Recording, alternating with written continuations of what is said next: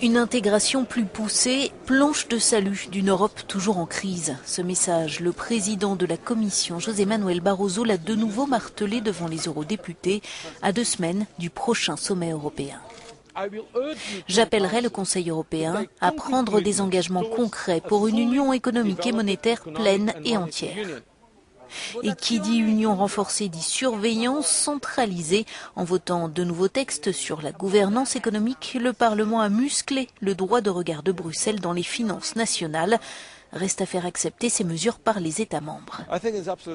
Je pense qu'il est très important pour la Commission européenne d'avoir de fortes possibilités d'interférer dans la gouvernance économique au niveau national s'il y a des dérapages budgétaires qui vont bien au-delà des limites ou des déséquilibres macroéconomiques entre différents États.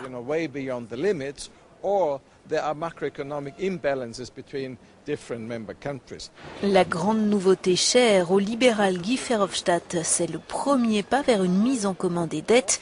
Elle serait en partie mutualisée dans un fonds européen d'amortissement de la dette. Pas sûr que l'Allemagne donne sa bénédiction.